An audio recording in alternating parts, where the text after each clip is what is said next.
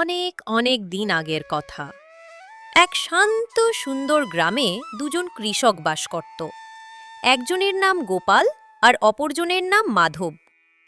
দুজন ছোটবেলা থেকে খুব ভালো বন্ধু হলেও স্বভাবের মধ্যে ছিল আকাশ পাতাল পার্থক্য।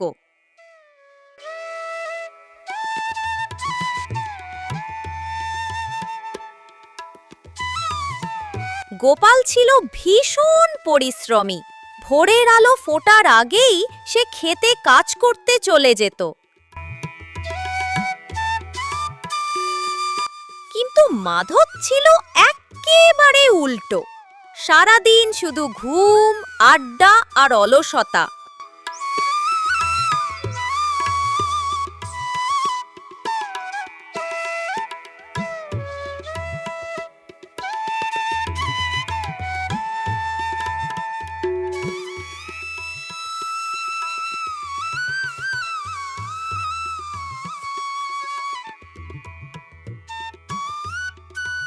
লক্ষ্মী, আজ খেতে অনেক কাজ আছে।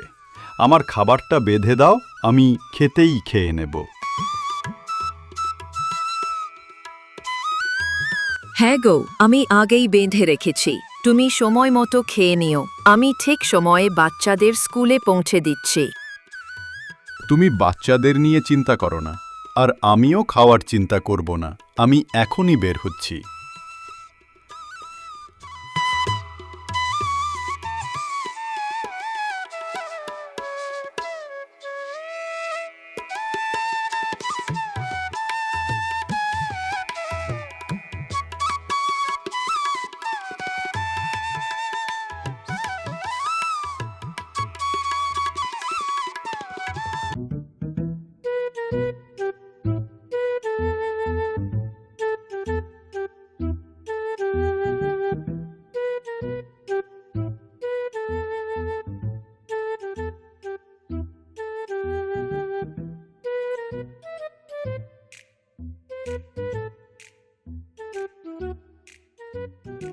এই শোনো, সূর্য মাথার ওপরে উঠেছে, এখনো ঘুমাচ্ছ? এত কাজ পড়ে আছে।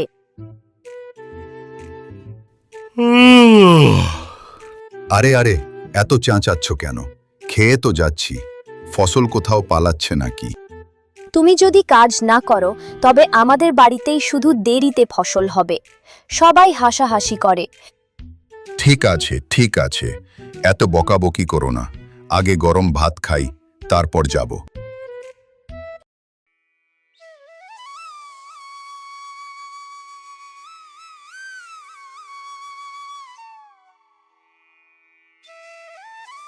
খেতে কাজ করছে, গরম রোদে ঘেমে নিয়ে যাচ্ছে।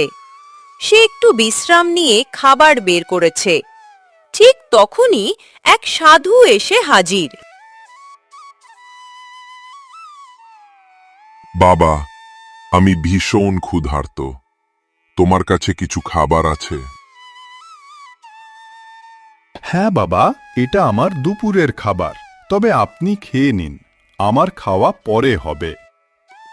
কিন্তু তুমি খাবে কি? আমার চিন্তা করবেন না বাবা, আপনার পেট ভরানোই আমার সৌভাগ্য। সাধু খুশি হয়ে গোপালের দেওয়া খাবার সানন্দে গ্রহণ করেন। বাবা, তোমার দানশীলতা আমাকে মুগ্ধ করেছে। আমি তোমাকে কিছু দেব। এগুলো জাদুকরি বীজ। এগুলো যদি প্রতিদিন যত্ন করে জল দাও, ভালোবাসা দাও, তবে তোমার ইচ্ছে পূর্ণ হবে। এই সময় মাধব দূর থেকে এসে সব শোনে। সাধু বাবা, আমাকেও কিছু দিন। তুমিও পাবে, কিন্তু মনে রেখো, যত্ন ও পরিশ্রম ছাড়া এগুলো থেকে কিছুই মিলবে না।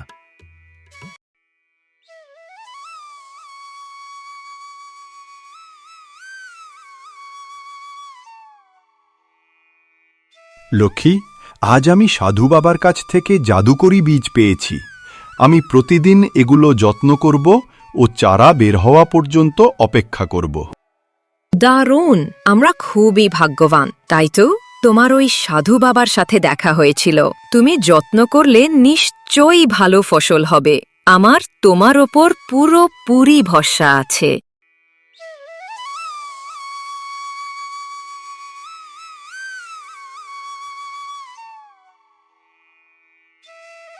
শোনো, আজ আমি জাদুকরি বীজ পেয়েছি। এগুলো নিজেরাই ফসল দেবে। আমাকে আর বেশি কষ্ট করতে হবে না। মনে হচ্ছে এবার খাটাখাটনি করে চাষ করা থেকে মুক্তি পাওয়ার দিন এসে গেছে।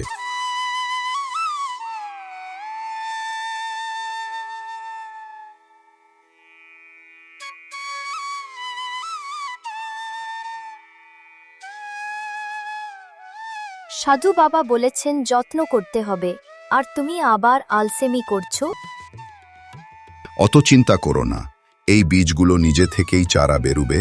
তুমি শুধু দেখতে থাকো কি হয়। গোপাল প্রতিদিন জল দিচ্ছে, মাটি খুঁড়ছে, গাছের যত্ন নিচ্ছে। অন্যদিকে মাধব শুয়ে ঘুমাচ্ছে আর আড্ডা দিচ্ছে, গল্প করছে।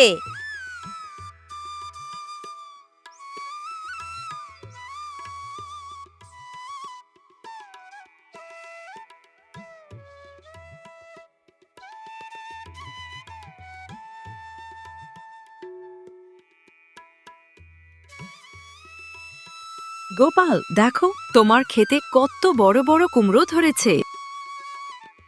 সত্যি? এত বড় কুমড়ো আমি কোনোদিন দেখিনি। তারা কুমড়ো তুলতে থাকে আর আশ্চর্যজনকভাবে আবার নতুন কুমড়ো গজিয়ে ওঠে। লক্ষ্মী, এগুলো তো শেষই হচ্ছে না। সাধু বাবা ঠিকই বলেছিলেন, এগুলো আসলেই তাদের জাদু দেখাচ্ছে। তারা বাজারে কুমড়ো বিক্রি করে দিন দিন প্রচুর টাকা আয় করতে থাকে।